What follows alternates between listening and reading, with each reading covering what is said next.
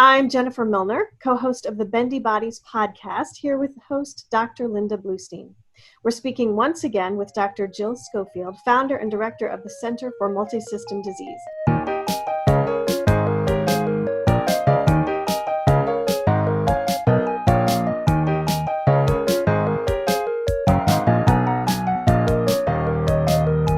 Dr. Schofield, welcome back. Yes, thanks for having me. Absolutely.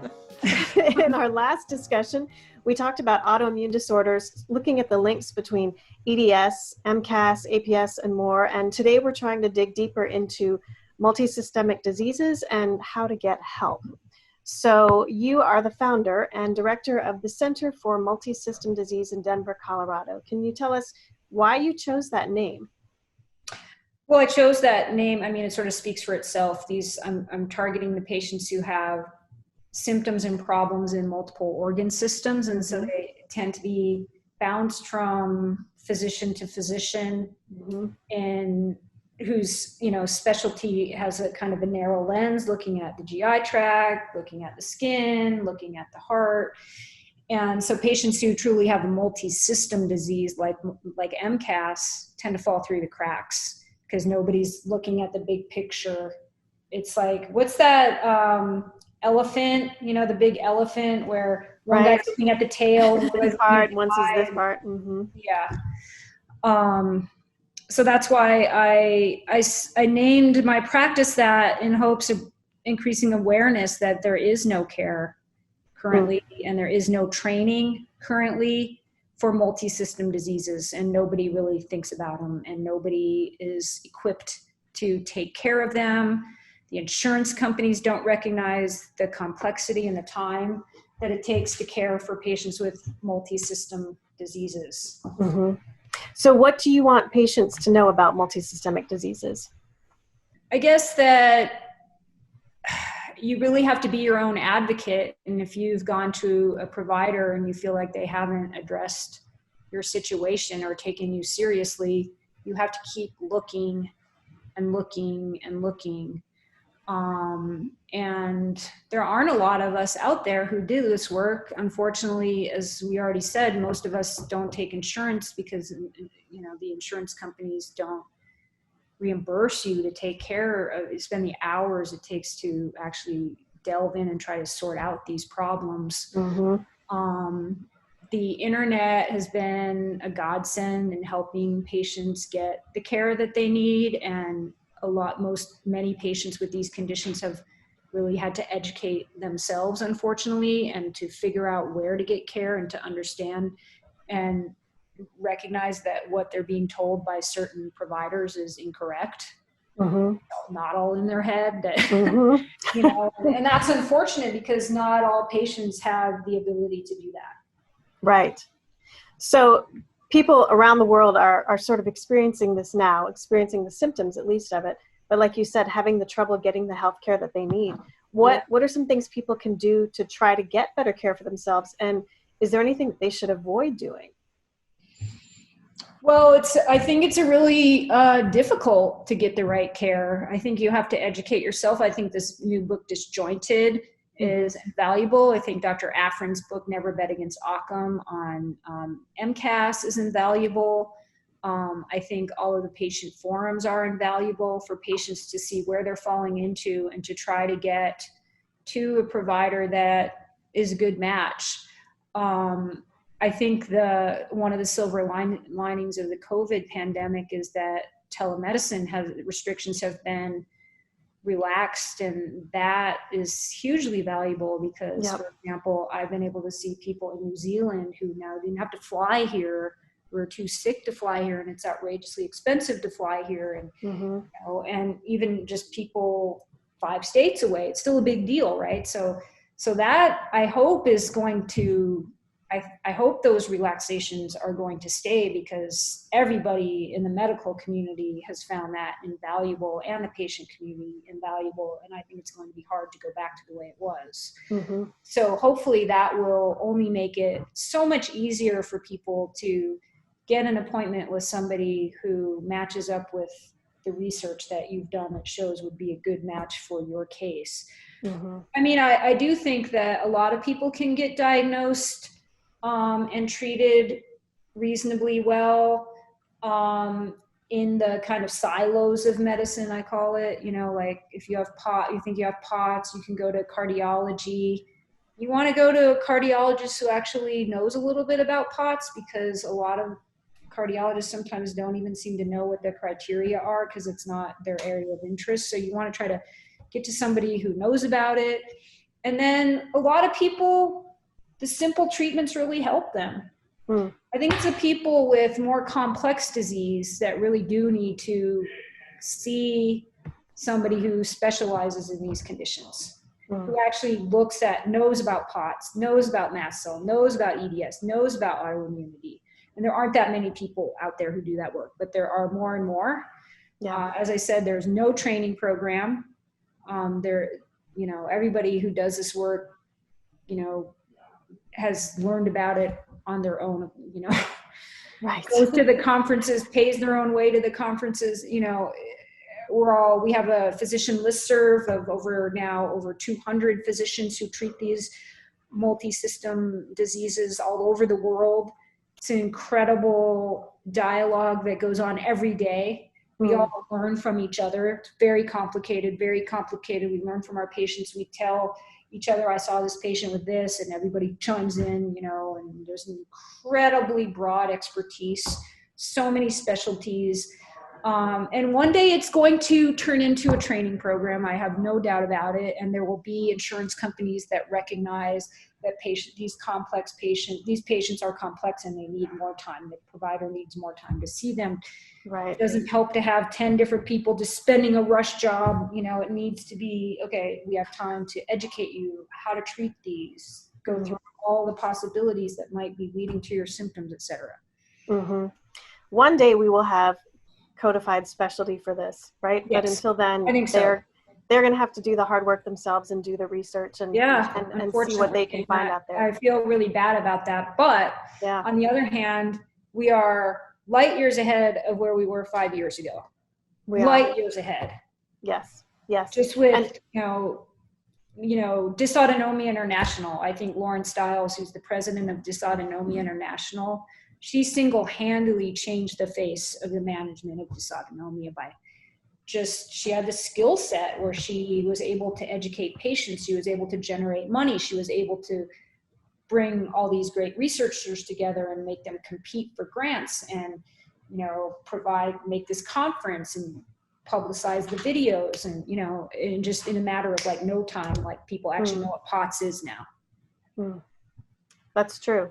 Well, and as we have seen caregivers like yourself increasing in numbers, and as we've seen the research starting to come out, it also seems like we're seeing an increase in the prevalence of multisystemic diseases. Do you think we're just starting to identify them, or do you think that they are becoming more commonplace as well? That's a great question. I mean, I definitely think MCAS is exploding because our environment, our food supply is a joke. Yeah. And the people with MCAS are like the canary in the coal mine. They are sensitive to all the chemicals in our environment, which are just rampant. And, you know, the SAD diet, the standard American diet, has absolutely no nutritional value. It's riddled with chemicals. You know, all the teenagers eat fast food all the time and blah, blah, blah, and processed food. Nobody has time to, you know, make real food. And if you walk down an elementary school classroom today, there are like signs all over. We got all these food allergies. We got asthma. We got, you know, and you can't bring any food into the classroom that's not tell you exactly what the ingredients are. I mean, you know, that is just completely different. Even when my kids who are 16 and 18 were in elementary school. So that right there, I think that tells us MCAS, it seems to be exploding, but it hasn't been studied. And obviously there definitely is more awareness. There's way more awareness about EDS and there's way more awareness about POTS. So I can't answer that for sure. I think the increased awareness is playing a huge role in it. Yeah. And I think there's so many people, it's just great when you see a patient who didn't know anything about EDS, POTS, or mast cell, and they come in and they have obviously all three, and it's so validating for them to say, oh, I actually, they just thought all those things were normal their whole life. Just, right. You start to go through, because I go back to the beginning of their, from the time of birth, right, and ask, Mm-hmm. do you have this? And the autoimmune patients will often say, I had one girl who said, I was the healthiest kid that ever lived until I went to Haiti and I got this bit by something, and then I've been the sickest kid that ever lived since. Where the mast cell and EDS patients will be like, I had this and I had that and then I had this and then I had that, and you're just like, oh my God. And you just hear the same story over and over and over again. And it's just for them to go through all of that and have no, just be told they have nothing wrong with them. So it's great that people are getting diagnosed earlier, and people are, the awareness is exploding, mainly, in my opinion, secondary to social, the internet and social media. Mm-hmm. I would agree with that. Yeah. Yeah. It's awesome. Yeah, it is. And I would say, having seen so many of my dancers go through dealing with their own autoimmune issues and EDS and stuff, just being validated for spending your whole life being told there's nothing wrong with you, and then being told, oh no, there's this, this, and this, and God bless you for having lived with it this long. Yeah, and they read about it and they see there's other people. Yeah, it's incredibly validating. And yes. Also, the thing about MCAS is it's extremely treatable. It may be complex and it may take a lot of time and education, but it's extremely treatable. So, and it sort of goes with EDS and right. So most people were able to help significantly once we, if we can have the time and to see them and evaluate them properly. Right. Once you know what you're looking at. Well, and talking about, you were mentioning diagnosis earlier, and it's so hard for a lot of these people to be diagnosed. In your disjointed book chapter, Autoimmunity and Hypermobility, you discussed a lot of the challenges with autoimmune disorders and hypermobility, one of which is the diagnostic criteria. Can you explain the general pros and cons of more lenient versus more strict diagnostic criteria for a given disease, and then more specifically for autoimmune disorders and hypermobility? Yeah, I think it's a very, very difficult issue because there are pros and cons on each side. That is making the box bigger and making it smaller. Right. And it really depends upon the condition. The paper that Dr. Afrin was the first author on, that was just published on the Global Consensus 2 criteria for MCAS, has a criteria that creates a much bigger box for MCAS than the other group, the consensus, we call it the consensus 1 criteria. And I think having a bigger box in that case is so important, because those patients with MCAS, there can be simple things that just dramatically turn around their life, like changing their diet and over-the-counter medications like H1 blockers and H2 blockers. And if we're making the box so restrictive and the person doesn't think they have it, then they're missing out on easy life-changing treatment. Now, when we're dealing with autoimmune disease and we're talking about treatment with things like, immune suppressant medications or IVIG or rituximab or TNF inhibitors, these very expensive drugs that carry more risk, then I think it's appropriate to make the box more narrow. However, when there are, like antiphospholipid syndrome, as we were talking about, there are also relatively simple treatments that can be a game changer, and just the awareness of the presence of the antibodies, even if, to reduce the risk of getting a blood clot, are important. So it's complicated, and I think patients just have to educate themselves. I like, and especially in antiphospholipid, I arm my patients with a lot of papers, and I have them read it and be aware of the issues, so that when they have a doctor tell them you shouldn't be on Plavix, they can show them why they're on Plavix and understand and advocate for themselves. And most of the patients in that group who have had everyday disabling headaches, who find they go away with Plavix or even anticoagulation, will bite off any doctor's head who tries to tell them to go off.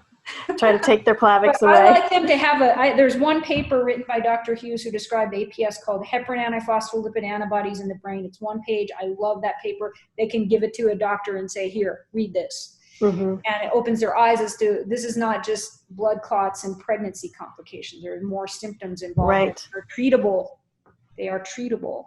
Mm-hmm. So I think it's the bane of my existence, these criteria. Yeah. But we have to have them. We have to have them. Right. It sounds like if we can have the more lenient criteria that's a little bit larger, like a bullseye, it gives people kind of a safe place to say, oh, well, maybe if I might have MCAS, maybe I should try an elimination diet or something very basic and easy, exactly. right? And then as you start to narrow it down more and more, that requires more specialist care, more stringent criteria to appropriately monitor. Right, to give the bigger gun drugs, like right.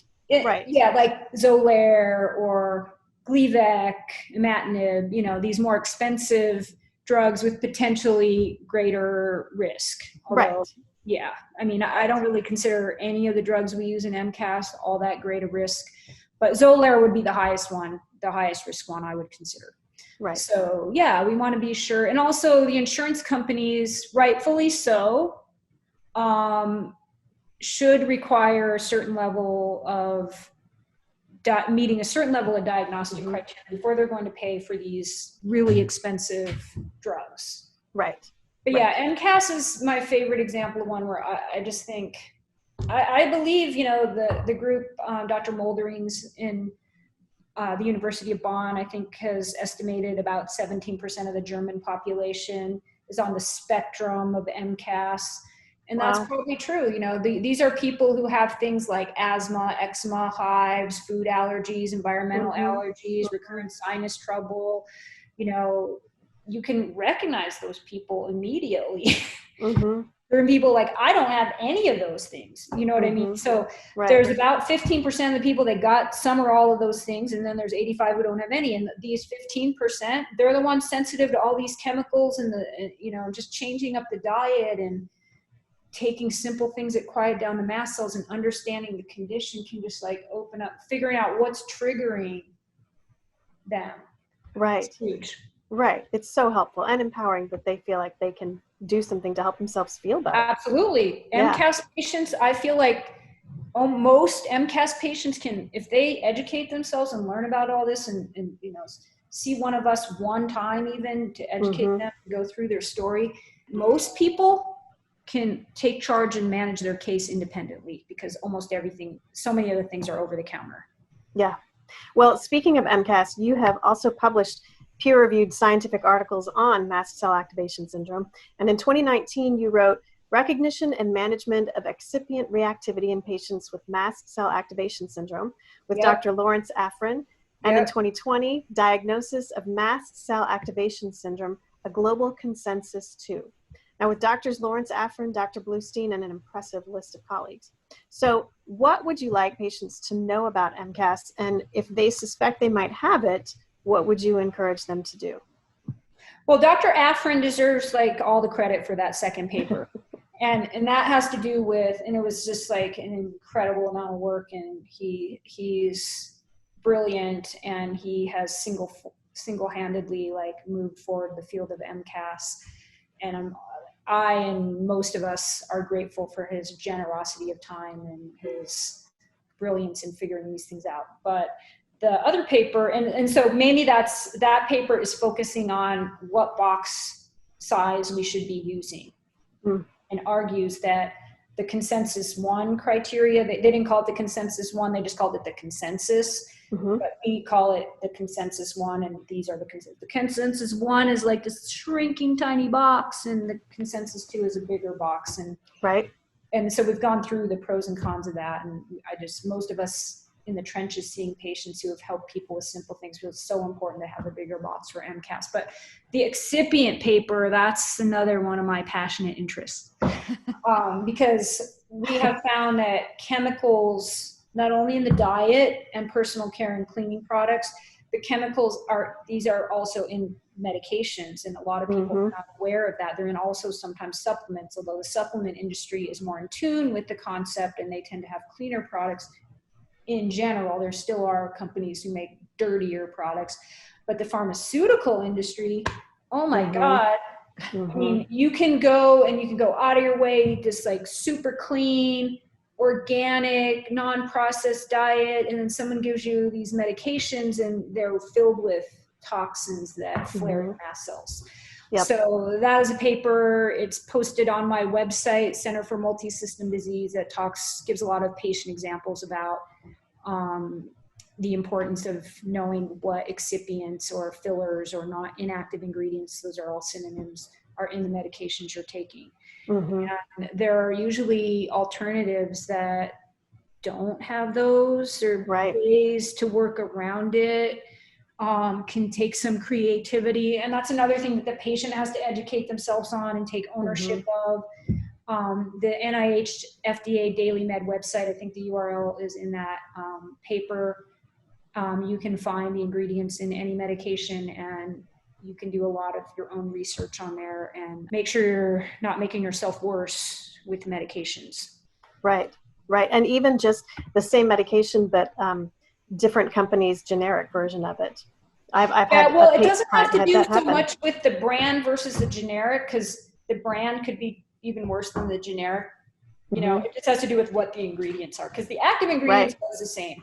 Right. It's the everything else. It's the everything else, and the brand is not superior to the generic. It can be, the generic can be better than the brand. You just have to know what you're dealing with. Right. Or two different versions of generic too. From two well, that's the most important clue that you have an excipient problem by definition. Right.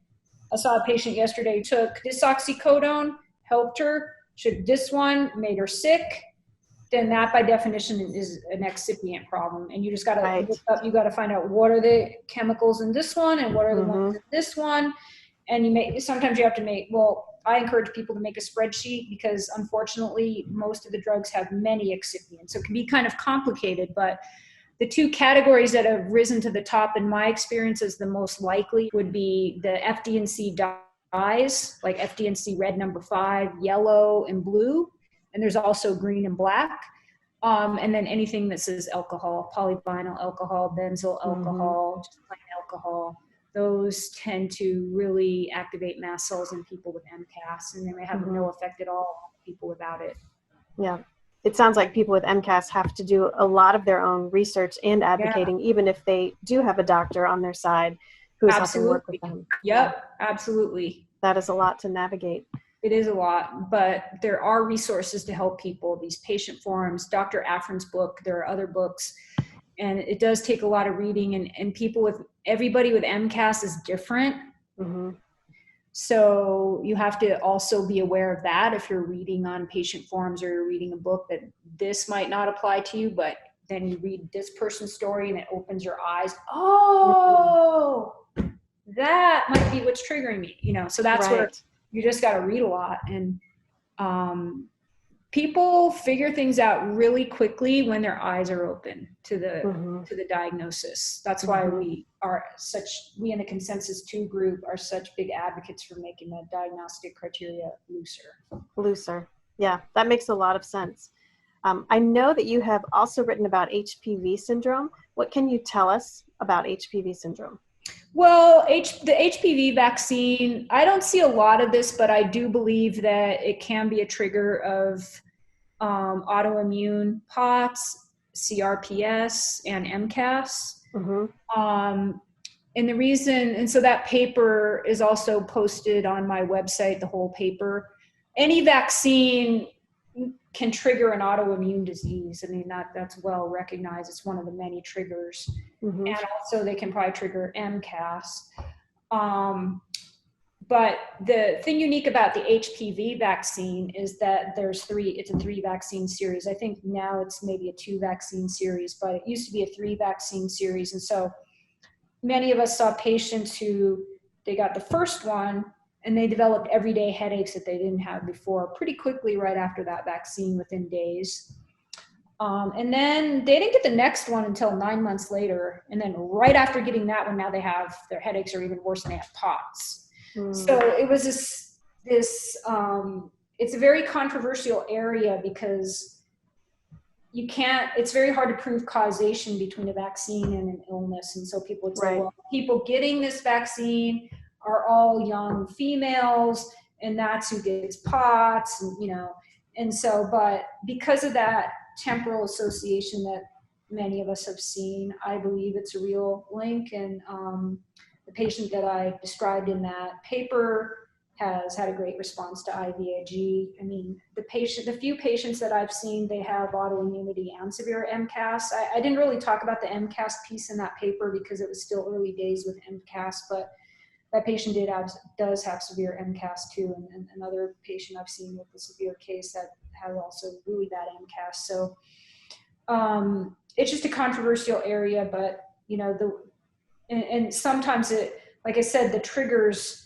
are it's always hard to know for sure what a trigger is, and probably there are more than one trigger that needs to occur. So the controversy is always just because nobody wants to speak negatively about vaccines, because vaccines have done so much for medicine, and we're learning that the risk of infectious diseases with COVID. But I mean, the HPV vaccine doesn't reach that threshold because we can already prevent cervical cancer.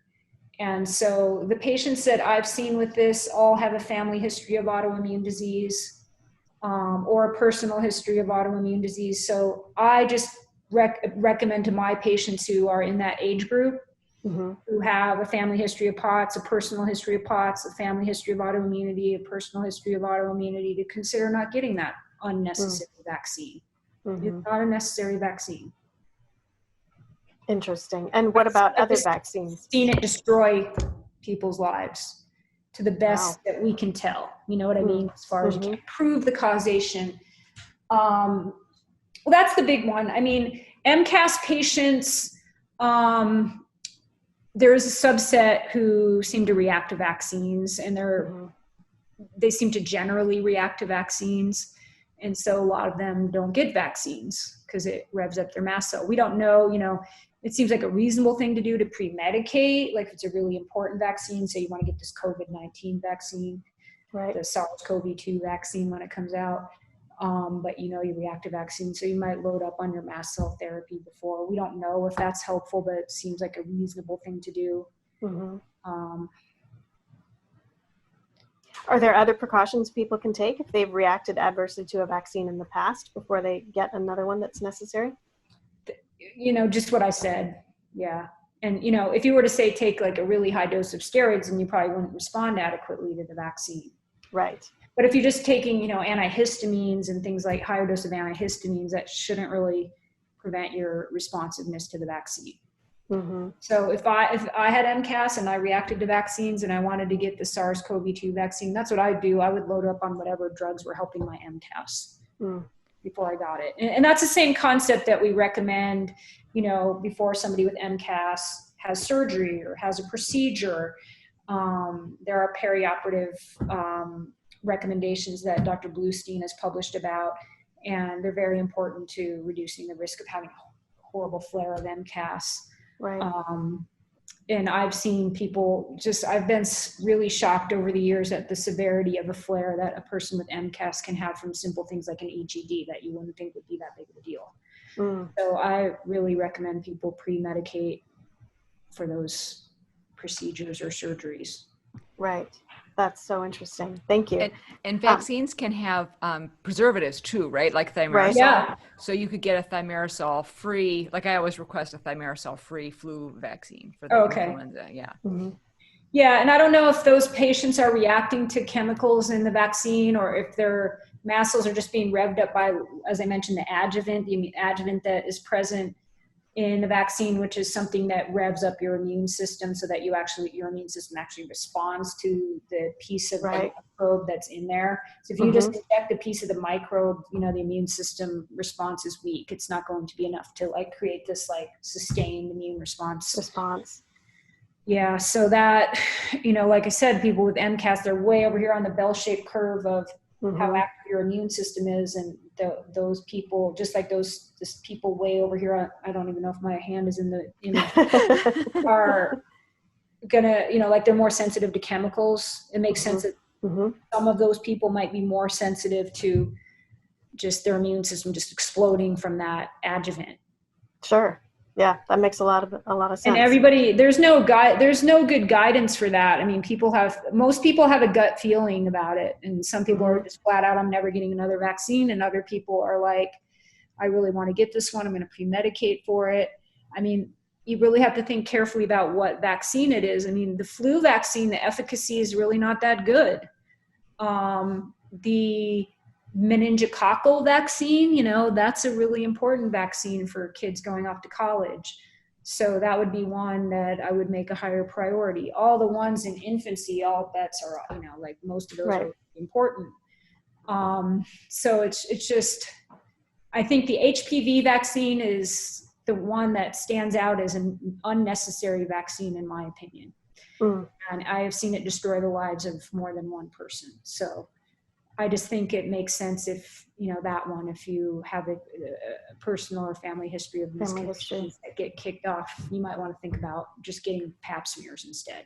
Do you know much about the Shingrix, for the post-herpetic neuralgics? I'm thinking about, again, with chronic pain. And do you know much about the efficacy of that one? Oh, yeah. Those vaccines are very efficacious. And those are in older patients. I think it's 65 and older or 60. Well, they're recommending it over 50 now. Okay, over 50. Yeah, I think you're right. But yeah, those are highly efficacious vaccines, and they're one time. And yeah, the people who get post-herpetic neuralgia, that's a terrible problem. And yeah, the herpes viruses can cause a lot of trouble, for sure. So I think the chickenpox vaccine is worth getting too. Yeah. It just becomes you got to wait. I mean, it's just tricky. Right. One day we'll have genetic testing to, and we'll be able to say, okay, you're safe for this and you're not safe for that, but we're just a long way off. And that's the way we'll be testing for MCAS one day too. Yeah. And until then, we are just doing educated guesses, and we try to educate ourselves as best that we can. Yeah. We're pretty good guessers, though. We try. We try to read a lot, right? And then make good guesses, find good doctors to help us make good guesses. Yeah. I appreciate you answering all of our questions. Yeah, my pleasure. Is there anything you wanted to add to what we talked about today? I don't think so. I think that was a massive amount of info. That was a massive amount of info, but I loved every minute of it. Yeah, me too. Probably listening to it again myself. I do have a question because of the coronavirus stuff. Are you open for consults to other states? We talked a little bit about telemedicine last time. Yeah, absolutely. Okay. So right now you can, even if they can't fly out to see you or whatever. So, okay. So they should just contact your office and take it from there. So, awesome. Perfect. Excellent. And once again, where can people find you? Center for Multisystem Disease in Denver, Colorado. You can just Google it. In Denver, Colorado. Excellent. Thank you so much. We really appreciate all of that. You have been listening to Bendy Bodies with the Hypermobility MD. Today, our guest has once again been Dr. Jill Schofield, founder and director of the Center for Multisystem Disease. Dr. Schofield, thank you so much for taking the time to come on the Bendy Bodies podcast and for sharing your knowledge with us today. Thanks for having me. Thank you for joining us for this episode of Bendy Bodies with the Hypermobility MD, where we explore the intersection of health and hypermobility for dancers and other artistic athletes. Please leave us a review on your favorite podcast player. Remember to subscribe so you won't miss future episodes. Be sure to subscribe to the Bendy Bodies YouTube channel as well. Thank you for helping us spread the word about hypermobility and associated conditions. Visit our website, www.bendybodies.org, for more information. For a limited time, you could win an autographed copy of the popular textbook, Disjointed: Navigating the Diagnosis and Management of Hypermobile Ehlers-Danlos Syndrome and Hypermobility Spectrum Disorders, just by sharing what you love about the Bendy Bodies podcast. On Instagram, tag us at Bendy_Bodies and on Facebook at Bendy Bodies Podcast. The thoughts and opinions expressed on this podcast are solely of the co-hosts and their guests.